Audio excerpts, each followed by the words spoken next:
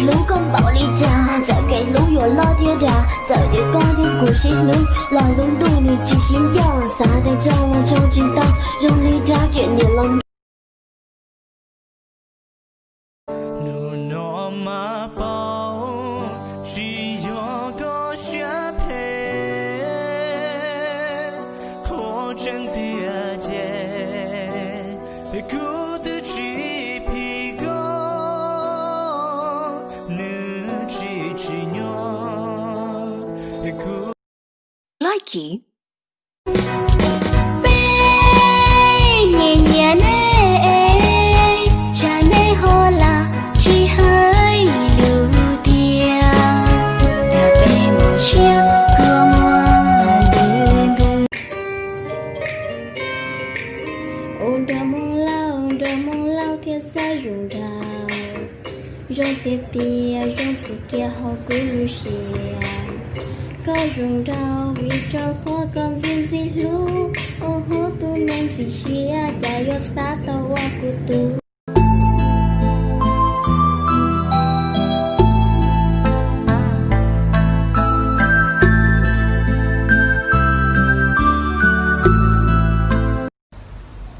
Trung thu sắp đến, chẳng biết nắng mưa, cậu có ai chưa? Chưa thì tớ nhá. Hệ thống bip bip bip bip bip, phanh không. Chia đau lần đầu số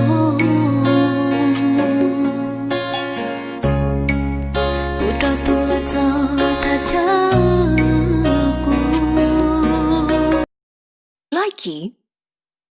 Là nếu bọn rút chỉ luôn cho là sẽ hay tiền nhớ xong lần cao của tao mất tụt lú dù rất để hay tiền tao mất tụt lú nào mà rồi tao tôi nói thả mà chạy tiền em lần cái nên che hay mất tụt lú sao bà giờ hay tiền mất tụt lú rồi nhà có sâu to sự mờ tao đeo để số để chín mờ.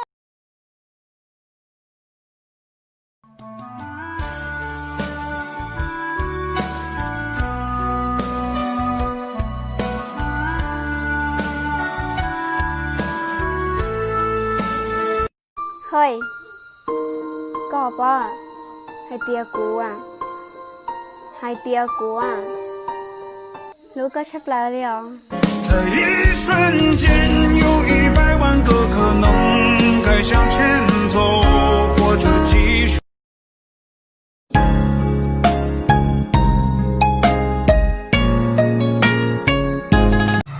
Em có nhưng mà em chỉ làm vợ một thôi chứ em không làm vợ hai đâu nha. 有起我心路孤顶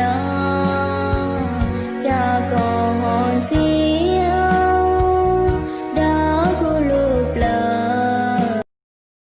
Likey. Nhưng nụ cười cho em niềm vui, tạm biệt nhé những nỗi đau ơi, tạm biệt nhé nỗi nhớ một thời, vì có anh em chỉ cần một vòng.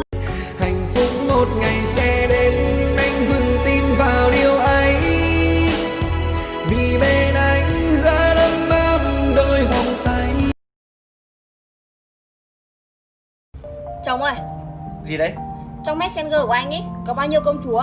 Trong Messenger của em có bao nhiêu hoàng tử thì trong Messenger của anh có bấy nhiêu công chúa. Ly hôn đi. Tại sao? Em không thể lấy một người chồng mà trong Messenger có tận 5 công chúa như anh.